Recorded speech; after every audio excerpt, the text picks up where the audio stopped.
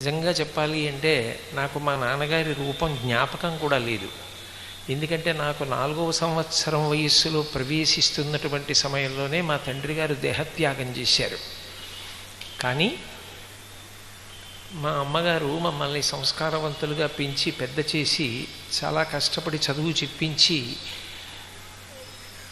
కర్తవ్యతానిష్టని ఆవిడ సాధ్యమైనంత మాకు బోధ చేసి పెంచి పెద్ద చేసింది.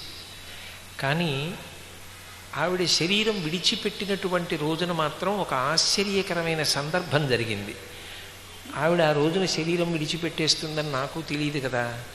నేను యథాప్రకారంగా నేను పనిచేసే కార్యాలయానికి వెళ్ళిపోవడం కోసం సిద్ధపడి మా అమ్మ దగ్గరికి వెళ్ళి, అమ్మ నేను వెళ్ళొస్తాను అని చెప్పాను.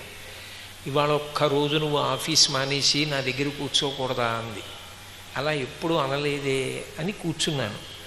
ఎందుకో ఆవిడ ఉదయం 10 గంటలకు మొదలుపెట్టింది, మధ్యాహ్నం 1 గంట వరకు అనర్గళంగా మా నాన్నగారి గురించి చెప్తూనే ఉంది. చెప్పి చెప్పి చెప్పి చెప్పి వెక్కి వెక్కి ఏడ్చి మా అమ్మ అంది, మళ్ళీ జన్మంటూ ఉంటే మీ నాన్నకే నేను భార్యనవుతానురా అంది. నాకు నిజంగా మా నాన్నగారి గురించి అన్ని విషయాలు అప్పటి వరకు తెలియవు. అన్ని విషయాలు మా అమ్మ చెప్పి ఆయన ఎంత ధార్మికులో, ధర్మం కోసం ఎంత పరితపించేవారో, ఆయన తను సంపాదించినటువంటి సంపాదనలో సింహభాగం ఎలా సమాజపరం చేసేశారో, ఎంతమందికి చదువు చెప్పించారో, ఎంతమందిని వృద్ధిలోకి తీసుకొచ్చారో. ఆ రోజు మా అమ్మ ఈ శంకర శతకం పుస్తకం తీసుకురమ్మని, అందులో రోగము అని ఒక పద్యం ఉంటుంది. అంటే ఇవాళ శంకర శతకం ఆవిష్కరణ జరిగింది కాబట్టి నేను ఈ మాట మనవి చేస్తున్నాను. నేను ఇంత పూర్వం ఎప్పుడు ఏ సభలో చెప్పలేదు. మా నాన్నగారి ఇంటి పెరట్లో ఉన్నటువంటి బీరపాదు దగ్గరికి వెళ్ళి చిన్న బల్ల వేసుకుని బల్ల మీదకెక్కి బీరకాయలు కోస్తుంటే అకస్మాత్తుగా ఆయనకి ఏదో గుండెలు నొక్కినట్టు అనిపించి చెమట పట్టి కింద పడిపోయారట. కింద పడిపోతే ఆయన చదువు చెప్పేటటువంటి విద్యార్థులు ఎవరైతే ఉన్నారో వాళ్ళు పరుగు పరుగున వచ్చి ఆయన్ని వైద్యుడి దగ్గరికి తీసుకెళ్ళడానికి ఏర్పాటు చేస్తుంటే కూడా ఆయన నూతిపళ్ళెం దగ్గరికి వెళ్ళి తలస్నానం చేసి ధావళి కట్టుకుని భోగము బుగ్గిపాలు అంటూ ఓ పద్యం రాసి, ఉంచితే రోగం లేకుండా ఉంచు, రోగంతో ఉంచద్దు, రోగమే ఉండాలని నిర్ణయమైతే నన్ను ఉంచద్దు, నన్ను నీలోకి తీసుకెళ్ళిపోమ్మని పద్యం రాసి శివుడి దగ్గర పెట్టి ఆయన వైద్యుడి దగ్గరికి వెళ్ళారు. ఏమీ లేదు మాస్టారు, మీకు లోపల ఏదో వాయు సంబంధమైనటువంటి ప్రకోపం, అంతకు మించి మీరు బెంగ పెట్టుకోవలసిన విషయం లేదు అని చెప్పి వెనక్కి పంపించేశారట. అనేక సందర్భాల్లో ఆయనకి వ్యక్తిగతంగా జీవితంలో ఇబ్బందులు ఏర్పడితే ఆయన శివుడి దగ్గరికి వెళ్ళి కూర్చుని ఓ పద్యం రాసి ఆయన పాదాల దగ్గర పెడుతుండేవారు.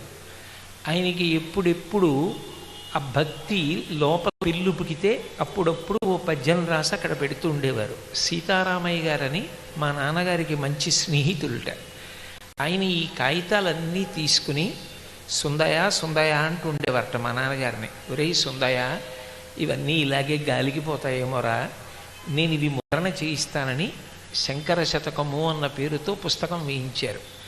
మా నాన్నగారికి వివాహం అయిన తర్వాత మా అమ్మగారిని తల మీద పాము కరిచితే ఆవిడికి నెత్తురంతా విరిగిపోతే, అప్పట్లో చాలా చిన్న వయస్సులో పెళ్ళిళ్ళు అయ్యేవి. ఆ తర్వాత దాదాపు 20 సంవత్సరములు సంతానం కలగలేదు. ఆమె సంసారానికి కూడా యోగ్యత కలిగినది కాదు అని చెప్పినా కూడా, నేను రామాయణం చదువుకున్నాను, నాకు రాముడు ఆదర్శం, ఒక్కతే భార్య, సావో రేవు, పుడితే పిల్లలు, నన్ను శంకరుడు చిన్నపుచ్చడు అని 20 సంవత్సరములు మా అమ్మగారితోటే కాపరం చేసి తదనంతరం ఈశ్వరానుగ్రహంగా సంతానాన్ని పొందినటువంటి ధన్యజీవి మా నాన్నగారు. అటువంటి తండ్రి కడుపున పుట్టడం నా అదృష్టం. ఇందాక జొన్నవిత్తల రామలింగేశ్వరరావు గారు చెప్పినట్టుగా మా నాన్నగారిలో ఉన్నటువంటి పద్యధార, ఆ భక్తిధార నా వాగ్ధార అయింది తప్ప యథార్థమునకు ప్రవచనం చెయ్యడానికి కానీ, ఇటువంటి విషయాల మీద మాట్లాడడానికి కానీ తగినంత అర్హత కలిగిన వాడను కాను. ఈ సభలో కూర్చున్నటువంటి పెద్దలతో పోలిస్తే వాళ్ళ పాద ధూళి తీసి తల మీద జల్లుకోవడానికి కూడా యోగ్యత కలిగిన వాడను కాను. అయినా నేను ఇవాళ ప్రవచనం చేస్తున్నాను అంటే ఆ ప్రవచనంలో అనేక విషయాలు జ్ఞాపకం ఉండి మాట్లాడగలుగుతున్నాను అంటే అది ఎంత మాత్రమూ నా గొప్పతనం కాదు. మహాధార్మికుడై పరమ భక్తితో జీవనం చేసినటువంటి మా నాన్నగారి యొక్క గొప్పతనం. ఆయనకి మృత్యువు ఆసన్నమైపోతోంది అని తెలిసినప్పుడు కూడా నిర్భయంగా తలస్నానం చేసి పీట వేసుకొని నా శరీరత్యాగం అయిపోయే వరకు ఏడవద్దని ఆయన బాల్య స్నేహితుడి తమ్మిరాజు గారని ఆయన్ని పిలిచి పక్కన కూర్చుని నువ్వు యజుర్వేదం చెప్తూ ఉండమని ఆ యజుర్వేదం వింటూ ఆయన భగవంతుని యందు మనసు నిలబెట్టి పద్మాసనం వేసుకుని శరీరం వదిలిపెట్టేస్తే ఆ రోజుల్లో తిరణాలు కింద వచ్చి ఆయన భౌతిక కాయాన్ని దర్శనం చేస్తుంటే నేను వీధుల్లో ఆడుకున్నాను. ఎందుకని అంటే అటువంటి వ్యక్తి గారు ఆయన మా నాన్నగారు. ఆయన వెళ్ళిపోతే చూడ్డానికి ఇన్ని వేల మంది వస్తున్నారు. అయ్యో అటువంటి తండ్రిని 4వ ఏట పోగొట్టుకున్నాను అన్న విషయం కూడా తెలియని వ్యక్తిని నేను. అటువంటి సమయంలో వీధిలో ఇంతమంది పిల్లలు కూడా ఉన్నారని ఆడుకుంటున్నాను. బలవంతంగా తీసుకొచ్చి వీపు మీద కొట్టి తలస్నానం చేయించి మా నాన్నగారి భౌతికాయాన్ని తీసుకెడుతున్నప్పుడు పెద్ద కొడుకుని కాబట్టి నన్ను అంత్యేష్టి సంస్కారం చేయించడానికి తీసుకెళ్ళారు. నేను ఎందుకు మనవి చేస్తున్నానంటే ఆ శతకం నిజానికి ఎందుకు బయటికి వచ్చింది అంటే మొదటి కారణం మా అబ్బాయికి వివాహం చేస్తున్నప్పుడు వాడు నా దగ్గరికి వచ్చి ఒక మాట అన్నాడు. నాన్నగారు తాతగారు అంత భక్తి తత్పరులని మీరు చెప్తూ ఉంటారు కదా, తాతగారిని జ్ఞాపకానికి తెచ్చుకుని మీరు అప్పుడప్పుడు కళ్ళమ్మట నీళ్లు పెట్టుకుంటూ ఉంటారు కదా, ఆ తాతగారు వ్రాసిన శంకర శతకాన్ని నేను పునర్ముద్రణ చేస్తాను నాన్నగారు, కొన్ని ప్రతులు వేసి నా పెళ్లిలో పంచిపెట్టుకుంటాను, నేనే ముందు మాట వ్రాసుకుంటాను అన్నాడు. సరే నీ ఇష్టం, తాతగారి ఆస్తికి నువ్వు వారసుడవు, నేను ఎందుకు కాదనాలి? నా ప్రవచనంలో శంకరా అన్న మకుటంతో ఈ పద్యాలు చదివాను తప్ప ఎన్నడూ నేను చెప్పలేదు మా నాన్నగారి ఇంతటి వారని కానీ, మా నాన్నగారి శతకరచన చేశారని కానీ, ఆయన పద్యాలని కానీ నేను ఎప్పుడూ ఇవాళే ప్రప్రథమంగా నా జీవితంలో ఇది విజయవాడ సభలో చెప్పడం. ఇప్పటి వరకు ఎప్పుడూ చెప్పలేదు. అప్పుడు మొదటిసారి మా అబ్బాయి వాడి వివాహంలో వేశాడు. తదనంతరం ఆ శతకం ఎలా వెళ్ళిందో నాకు తెలియదు, రామలింగేశ్వరరావు గారి చేతికి వెళ్ళింది. ఆ పద్యాల మీద వ్యాఖ్యానం చేశారు. వ్యాఖ్యానం చేస్తే నేను ఆశ్చర్యపోయాను. మా నాన్నగారి హృదయాన్ని అందిపుచ్చుకున్నారా? మా నాన్నగారికి ఏదో గత జన్మలో ఏదైనా సంబంధం ఉందా? ఆయన గత జన్మల్లో ఆయనకి ఏమైనా కొడుకా అనిపించింది నాకు. అందుకని సోదర భావన చేసి వారికి ఫోన్ చేసి కనీసం కృతజ్ఞత చెప్పకపోతే నేను కృతజ్ఞుడనైపోతాను. మా నాన్నగారి శతకం మీ చేతికి ఎలా వచ్చిందో నాకు తెలియదు, కానీ మీరు అంత భక్తితో వారి హృదయాన్ని అందిపుచ్చుకొని వ్యాఖ్యానం చేశారు, నేను మీకు ధన్యవాదాలు కృతజ్ఞతలు తెలియచేస్తున్నాను అన్నాను. తరువాత ఒకసారి వారు కుటుంబంతో మా ఇంటికి వచ్చినప్పుడు ఒక మాట అన్నారు. తెలుగుదేశంలో అంటే ఆంధ్ర రాష్ట్రంలో ఎందరో పద్యకవులు ఉన్నారు, వాళ్ళందరూ లబ్ధప్రతిష్ఠులు, వాళ్ళకి తమ సంతానం మీద కన్నా కూడా పద్యం మీద అంత మక్కువ. అటువంటి పద్యకవులను ఆహ్వానించి మహాశివరాత్రి నాడు ఇవాళ మన రాష్ట్రానికి రాజధాని కనుక విజయవాడ నగరంలో ఈ గ్రంథాన్ని ఆవిష్కరణ చేద్దాం, ఇప్పటి వరకు జరగలేదు కాబట్టి ఈ గ్రంథాన్ని ఆవిష్కరణ చేద్దామన్నారు.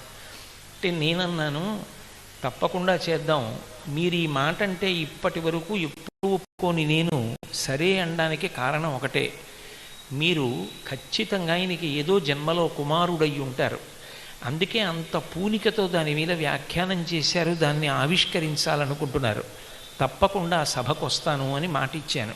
ఆ తరువాత వారికి నేను ఎన్నో మార్లు ఫోన్ చేసి అడిగా, అయ్యా అసలు ఆ సభ ఎక్కడ, ఎవరొస్తారు, నేనేం చెయ్యాలి? మా నాన్నగారి శతకం ఆవిష్కరణ జరుగుతుంటే నేను కూడా అందులో పాల్గొనడానికి ఒక అతిథిలా రావడం ఏమిటండి, నేను ఏం చెయ్యాలని అడిగాను. ఆయన అన్నారు, ఆ రోజున మీకు కారు పంపిస్తాం కాకినాడ, మీకు ముఖ్యులైన వాళ్ళు ఎవరైనా ఉంటే అటువంటివి ఓ 3-4 కుటుంబాలతో కలిసి రండి అన్నారు. మీరు కారు పంపించడం ఏమిటండి, నేనేమన్నా చేద్దాం అనుకుంటున్నాను అన్నాను. మీరు అలా అనకండి, మీ నాన్నగారి ఆశీర్వచనం నాకు లభిస్తే అంతకన్నా నాకు ఇంకేమీ అక్కర్లేదు అంటే మా నాన్నగారి శతకంలో ఉన్నటువంటి పద్యములలోని ఆర్ద్రత ద్వారా ఆయన జీవన విధానాన్ని ఒడిసి పట్టుకున్నటువంటి మహానుభావుడైన మా నాన్నగారు చేసుకున్న శతకంలోనే ఒక చోట ఒక పద్యాన్ని ఆయన రచన చేశారు. అరయన్ మన్మధుపత్నిపై విజయుపై ఆ అంబపై చించుపై కరిపై కాళముపై భగీరథునిపై కోదర శ్రీడిపై పరగంగల్గు భవత్కృపారసము నాపై కొంత రానింబు నీ చరణాబ్జంబులు నమ్మినాను జగదీశ కవవే శంకరా అన్నారు. అందులో పరమశివుని యొక్క లీలలను వర్ణిస్తూ ఆయన ఎంతమంది భక్తుల్ని ఎలా అనుగ్రహించాడు అన్నదాన్ని వ్రాశారు. ఆ వ్రాసేటప్పుడు చిత్రం ఏమిటంటే, ఏదో శంకరుడు గురించి గొప్ప గొప్ప తపస్సులు చేసిన వాళ్ళు ఎందరో ఉన్నారు. అటువంటి మహర్షుల యొక్క విశేషాలు, అటువంటి జ్ఞానుల యొక్క విశేషాల్ని ఆయన ఉటంకించకుండా అరయన్ మన్మధుపత్నిపై, మన్మధుడు యథార్థమునకు శివుడి పట్ల తెంపరితనంతో ప్రవర్తించాడు. ఈయన ఉమాదేవి యందు అనురక్తుడయ్యేటట్టుగా నా బాణప్రయోగం చేత చెయ్యగలను అని భావన చేసి ఆయన యందు కామోద్రేకము కలగడం కోసమని బాణప్రయోగం చేశాడు. అలా బాణప్రయోగం చెయ్యడం ధిక్కారం కాబట్టి తండ్రి పట్ల అలా అమర్యాదగా కొడుకు ప్రవర్తించకూడదు కనుక మూడవ కన్ను తెరిచి మన్మధుణ్ణి బూది చేశాడు. భర్తని బూది చేసినటువంటి శంకరుడే ఆ మన్మధుని యొక్క భార్య భర్త వెళ్ళిపోయాడన్న బాధతో ఆర్తితో ఏడ్చి పరమశివుణ్ణి ప్రార్థన చేస్తే, ఇక్కడే వారు చేసినటువంటి పుస్తకం ఉంది, గరిమెళ్ళ అచ్యుత సత్య శేషగిరి సోమయాజి శర్మ గారు, వీరభద్ర విజయం పోతన గారు అందులో అద్భుతంగా వర్ణించారు ఆ రతీదేవి యొక్క ఏడుపుని. ఆ రతీదేవి వచ్చి ఏడిస్తే చనిపోయినటువంటి ఆమె భర్త మన్మధుడు మళ్ళీ ఎలా పునరుజ్జీవితుడవుతాడో, ఎప్పుడు సశరీరుడై కనపడతాడో, అప్పటి వరకు ఈ లోకము నడవాలి కాబట్టి, ధర్మచక్రం తిరగాలి కాబట్టి, శరీరములతో జీవులు వస్తే తప్ప తాము చేసుకున్నటువంటి పాపపుణ్యములను సుఖదుఖ రూపంలో అనుభవించి పోగొట్టుకోలేరు కనుక, ఉత్తమ కర్మలను కొత్తగా చెయ్యలేరు కనుక, ఈ ధర్మచక్రం నడవడం కోసం, సృష్టి జరగడం కోసం ఎవరికీ కనపడకుండా మన్మధుడు ఉంటాడని, రతీదేవికి మాత్రం కనపడతాడని, సశరీరుడై మళ్ళీ మన్మధుడు రావడానికి కొంత సమయం పడుతుందని అనుగ్రహించినటువంటి ఉదార స్వరూపుడు పరమశివుడు. ఆయన దయాస్వరూపుడు. అందుకే అరయన్ మన్మధుపత్నిపై విజయుపై, అంత తప్పు చేసినటువంటి మన్మధుడి భార్యని అనుగ్రహించాడు. విజయుపై, అర్జునుడు తపస్సు చేసి కేవలం శంకరుణ్ణి సాక్షాత్కరింప చేసుకోలేదు. నిజానికి పరమశివుణ్ణి తన కోదండంతో కొట్టాడు. కోదండంబల నిట్టురుండరు జటా కోటీరముల్ కుక్షి వక్షోదేశంబుల నందభాగముల సక్రోధంబులన్ వేయుచున్ రోదోంతంబుల నట్టహాసముల నార్పుల్ పిక్కటిల్లంగా మహాదర్పంబున మల్లసంగరము సెయ్యంజొచ్చిరి రుద్రార్జనులని ఆయనతో మల్లయుద్ధం చేశాడు. కింద పడ్డాడు, మీద పడ్డాడు, కొట్టాడు, బాణాలేశాడు. అదంతా ధూర్తతనం కాదు. కానీ ఏమీ తెలియకపోయినా తాత ఎంత గొప్పవాడైనా ఆ తాతతో ఆడుకున్నటువంటి మనవడు తాత మీదకెక్కి తాత కంఠం పట్టుకుని తాత వీపు మీద రెండు కాళ్ళు పెట్టి గుండెల మీద పాదాలు పెట్టి ఆయన చెవులు పట్టుకుని నిలబడిన నా మనవడు అని అజ్ఞానంతో ఉన్న మనవణ్ణి చూసి సంతోషించి గుండెల మీదకెక్కించుకున్న తాతలా, తండ్రిలా అర్జునుణ్ణి అనుగ్రహించి పాశుపతాస్త్రం ఇచ్చి ఆదరించాడే.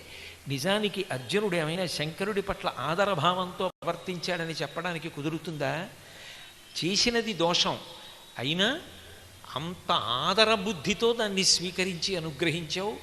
కాబట్టి విజయుపై, ఆ ఎంబపై, అమ్మవారైతే ఏకంగా శరీరంలో అర్ధభాగాన్ని కోరుకుంది, శరీరంలో అర్ధభాగాన్ని ఇచ్చేశాడు. చించుపై మార్గావర్తిత పాదుకశుపతే రంగస్య కూర్చాయతే గండూషాంబు నిషేచనం పురరిపోర్ దివ్యాభిషేకాయతే కించిత్ భక్షిత మాంసశేషకబలం నవ్యోపహారాయతే భక్తి కిం నకరోత్యహో వనచరో భక్తావతంసాయకే అంటారు శంకరులు శివానందలహరిలో. ఆయన ఉన్నాడు అన్న నమ్మకం ప్రధానం. ఇది నేను కాశీ నుంచి తెచ్చిన విగ్రహమే అని పూజ చేసినంతసేపు శివుడు పలకడు. ఆయన ఉన్నాడు అన్న భావన కలిగిన ఉత్తర క్షణంలో మనసు యందు రెండు పరస్పర విరుద్ధమైనటువంటి భావములు ఊంచుకుంటాయి. ఒకటి భయం, ఒకటి ధైర్యం. అది భక్తికున్న గొప్పతనం. అందుకే భక్తి మౌఢ్యము కాదు, భక్తి ఛాందసత్వం కాదు. భక్తి ఎక్కడుంటుందో అక్కడ ఆరోగ్యవంతమైన భయం ఉంటుంది. నేను చేస్తున్న పనులన్నిటినీ చూస్తున్నవాడు ఒకడు ఉన్నాడు. ఎంతకాలం ఉంటాను ఈ శరీరంలో? ఇంకొక 20 ఏళ్ళు ఉంటాను, 25 ఉంటాను. అప్పుడే పుట్టి బుద్ధిరిగి 55 సంవత్సరాల పైకి తిరిగిపోయింది. ఇంకో 20 ఏళ్ళు గిర్రును తిరిగిపోతాయి. తిరిగిపోయి ఈ శరీరం వదిలిపెట్టిన తరువాత వాడి దగ్గర చేతులు కట్టుకు నిలబడాలి. నీకు సర్వోత్కృష్టమైన మనుష్య శరీరం ఇచ్చాను, బుద్ధిని ఇచ్చాను, ఇంద్రియాలు ఇచ్చాను, గురువుని ఇచ్చాను, శాస్త్రం ఇచ్చాను. ఇన్ని ఇస్తే ఏం చేశావు? వీటితో సమాజానికి ఏం ఉపకారం చేశావు అని ఆయన అడిగితే నేనేం చెప్పాలి? అది ఆరోగ్యవంతమైనటువంటి భయం. వాడు ఉన్నాడు అన్నది నోటితో చెప్పడం కాదు, వాడు ఉన్నాడు అని వాడి దగ్గరికి పట్టుకెళ్ళి మారేడు గుప్పించడం కాదు. గభీరే కాసారే విశతి విజనే అని శంకర భగవత్పాదులు శివానంద లహరిలో అంటారు. విశతి విజనే ఘోర విపిని విశాలే శైలీ చ భ్రమతి కుసుమర్ధంజడమతి సమర్ప్యై చేతస్సరసిజముమానాధభవతే సుఖేనావస్థాతుం జన ఇహ నజానాతి కిమహో. వాడు ఉన్నాడన్నది నిజమైతే ప్రవర్తన నియంత్రింపబడుతుంది. ఎవడి కోసమో కాదు, నాకు నేను సాక్షి. ఊపిరి ఆగిపోయిన ఉత్తర క్షణంలో భార్యతో అనుబంధం ఆగిపోయింది, బిడ్డలతో అనుబంధం ఆగిపోయింది. మా నాన్నగారే శంకర శతంలో ఒక చోట చెప్పుకున్నారు, కాయము వీడి జీవుడతి కంపితత నీగుచుండ ఓ నాయనయంచు ఎచ్చు నిజ నందన నందినులైన కాని కందోయిని భష్పముల్ తొలుత దుఃఖమహంబురిసొచ్చు పత్నియున్ కాయము వీడి రారు కదా చేసిన కర్మము పుణ్యము తప్ప శంకర. ఎవరొస్తారు? కొడుకు రాడు, కూతురు రాదు, బంధువులు రారు, ఐశ్వర్యం రాదు. చిట్ట చివరికి కల్లరి బొమ్మయవు కాయమ్మునొల్లా ఇంత పెంచి పెద్ద చేసిన శరీరం రాదు, ఇది కట్టెలలో కాలిపోతుంది. వచ్చేది ఏదంటే చేసిన కర్మ పుణ్యము ఏవున్నాయో అవి తగల్చుకుని జీవుడు ఒక్కడు వెళ్ళిపోతాడు. ఆ జీవుడికి మళ్ళీ శరీరం వస్తుందిగా, పునర్జన్మ వస్తుందిగా. దానికి భార్యాబిడ్డలు ఉంటారుగా, వాళ్ళకి అన్నం పెట్టాలిగా, అప్పుడు సంతోషంగా ఉండాలిగా. ఉండాలంటే చేసినది ఏదైనా ఉంటే కదా ఇస్తాడు. ఏదీ చెయ్యకపోతే ఎలా ఇస్తాడు? శంకరాచార్యుల వారి కనకధారా స్తోత్రం మొట్టమొదటి స్తోత్రం ప్రతిపాదన అదేగా. ఆ బ్రాహ్మణి అంత పేదదైతే శంకరులు లక్ష్మీదేవిని ప్రార్థన చేస్తే ఆమె చేసినది లేదు, నేను ఏ పుణ్యం అడ్డు పెట్టి ఇవ్వనని అడిగింది. చేసుకున్నది లేకపోతే ఈ జీవుడు ఏమైపోతాడు? నేను భగవంతుడి మ్రోల నిలబడినప్పుడు వాడికి జవాబుదారీతనంతో ఉండాలిగా. ఏం చేశావని అడిగితే చెప్పుకోగలగాలిగా. నేను ఇక్కడ సభాప్రవేశం చేస్తున్నప్పుడు అందరూ ఎంత సంతోషంతో స్వాగతం పలికారో అలా నేను శరీరం వదిలిపెట్టడం కూడా ఒక మహోత్సవం కావాలి. శంకరాచార్యులు వారు గంగాష్టకం చేస్తూ అంటారు, మమ ప్రాణ ప్రయాణోత్సవే భూయాత్తిరవిచ్యుత హరిహరద్వైతాత్మిక శాశ్వతి అన్నారు. ఈ శరీరం వదిలిపెట్టి నాలోంచి జీవుడు కైలాస ప్రవేశం చేస్తుంటే పార్వతీ సహితుడై శంకరుడు లేచి ఎదురొచ్చి, నా విషయం అని అనుకోకండి, పెద్దలైన వారి జీవితం గురించి చెప్తున్నాను. ఒరే, నీకు శరీరం ఇచ్చి, వాక్కునిచ్చి, బుద్ధినిచ్చి భూమికి పంపినందుకు ధన్యతతో ప్రవర్తించావు, ధర్మానికి కట్టుబడి బ్రతికావు, నిన్ను చూసి సంతోషిస్తున్నాను రా అని స్వామి అమ్మతో కలిసి ఎదురొచ్చి చేతులు పట్టుకుని తీసుకెళ్ళినప్పుడు కదా జన్మకి ధన్యత. అది నా జీవితానికి చిట్ట చివర చెప్పవలసిన తీర్పు. అబ్దుల్ కలాం గారు చెప్పుకున్నారు, మహానుభావుడు, అమ్మా నేను శరీరం వదిలిపెట్టినప్పుడు నువ్వు ఏ లోకంలో ఉన్నా వచ్చి నీ పాదములకు నమస్కరిస్తాను. ఆ నమస్కరించే వరకు నువ్వు పెట్టిన అన్నంతో నువ్విచ్చిన పాల తయారైన ఈ శరీరం దేశ సేవలో తరించిపోవాలమ్మా అని చెప్పారు. అలా ధర్మానికి కట్టుబడి బ్రతకాలి అంటే భయం ఉండాలి. వాడు ఉన్నాడన్న నమ్మకానికి గుర్తు ఏమిటంటే ఆరోగ్యవంతమైన భయం. భయం ఎక్కడున్నదో అక్కడ ధైర్యం ఉండదు, ధైర్యం ఉంటే భయం ఉండదు. భగవద్భక్తి విషయంలో భయం పక్కన ధైర్యం, ధైర్యం పక్కన భయం ఉంటాయి. వాడున్నాడని భయంతో ఎవడు ప్రవర్తిస్తాడో వాడున్నాడన్న ధైర్యంతోనే వాడు ప్రవర్తించగలుగుతాడు. రామబాణమైన హనుమ తన చుట్టూ శత్రువులే ఉన్నా కాంచనలంకా ప్రవేశం చేసిన నా వాడన్నవాడొక్కడు లేకపోయినా గుక్కెడు నీళ్లు తాగకపోయినా ఏ క్షణంలో ఏమవుతుందో తెలియకపోయినా యథారాఘవ నిర్ముక్త శరశ్వసన విక్రమ గచ్చేతత్వగమిష్యామి లంకాం రమణపాలితాం, రాముడి చేతి బాణంలా వెడతానని ధర్మమునకు నిలబడిన మహాపురుషుడికి రక్షణ దొరకలా? ఆయనని నమ్మి ఉండగా నన్ను పాడు చెయ్యగలిగిన వాడెవరు? ఆయన నన్ను కాపాడుంటాడు. నా మెడలో రుద్రాక్షమాలని నేను ఎంత జాగ్రత్తగా చూసుకుంటానో నన్ను వాడు అలా కాపాడుకుంటూ ఉంటాడు. నేను ధర్మానికి కట్టుబడినప్పుడు వాడు నన్ను ఎందుకు పాడు చేస్తాడు? కష్టాలు పడినా ధర్మరాజు గారు నిలబడలా? కష్టాలు పడినా రామచంద్రమూర్తి నిలబడలా? ధర్మానికి ఒరిపిడి ఉంటుంది. ఆ ఒరిపిడిని తట్టుకుని నిలబడిన వాడెవరో వాడు యుగములు దాటిపోయినా కీర్తి వహించగలుగుతాడు. అది శివుని యొక్క అనుగ్రహం. అటువంటి శివానుగ్రహం ఒకనాడు మా నాన్నగారిని ఉద్ధరించింది. వారి ఆర్తి, వారు ఇవాళ నిజానికి మాట్లాడలేదు, కానీ వారు ఫోన్లో మాట్లాడుతున్నప్పుడు నేను ఆ రాజ్యం మీద ఉన్న ఆర్తికి తెల్లబోయాను. రామలింగేశ్వరరావు గారు ఆ కడిమెళ్ళ వరప్రసాద్ గారి గురించి, ధూడిపాల మహదేవమణి గారి గురించి, అలాగే ఆ శ్రీమన్నారాయణ గారి గురించి చెప్తూ పద్య కవులు, ఆంధ్ర రాష్ట్రం వాళ్ళకి పద్యం మీద ఉన్న ప్రేమ, పద్యాన్ని ప్రేమించడం, పద్యరచన చేయడం ఎంత గొప్ప స్థితిని వస్తుందో చెప్పడానికి ఇవాళ ఈ శంకర శతకాన్ని ఆవిష్కరించి వాళ్ళందరూ కూడా రావడం మా కర్తవ్యం. అంటే ఇంత సహృదయంతో వచ్చారు. అది సరస్వతీ కటాక్షానికి పరమార్థం. ఇంతమంది పెద్దలు వచ్చి నాకు పెద్దరికం ఇచ్చి నేను మాట్లాడుతుంటే మౌనంగా కూర్చుని విన్నందుకు వాళ్ళందరికీ కూడా నా శిరస్సు వాళ్ళ పాదములకు తాటించి నమస్కరిస్తూ, ప్రత్యేకించి ఇవాళ గ్రంథావిష్కరణ చేసినటువంటి లక్ష్మీనారాయణ గారిని, అలాగే నేను చెప్పాను కదూ, అసలు నిజానికి ఈ సభా వేదిక ఎక్కడో కూడా నాకు తెలియదు ఇక్కడికి వచ్చే వరకు. ఆయన్ని అడిగితే 6 నిమిషాల ప్రయాణం మీరున్న చోటికి బెంగలేదని చెప్పారు. సమస్తము తానై పద్యానికి అంత పట్టాభిషేకం చేసి ఇవాళ ఈ గ్రంథావిష్కరణ చేసిన రామలింగేశ్వరరావు గారికి కనీసం మా నాన్నగారి పేరు మీద మా నాన్నగారి ఆశీర్వచనం వారికి అందాలి అని ఆయన కొడుకుగా నేను ఆయనకి నమస్కరిస్తూ వారికి వస్త్రద్వయాన్ని సమర్పించకపోతే కృతజ్ఞుడనైపోతాను. అందుకని నాకు ఆ అవకాశం ఇచ్చి నన్ను అనుగ్రహించవలసిందిగా పెద్దల్ని కోరుకుంటూ ఇక్కడతో నా ప్రవచనాన్ని ముగిస్తున్నాను. స్వస్తి.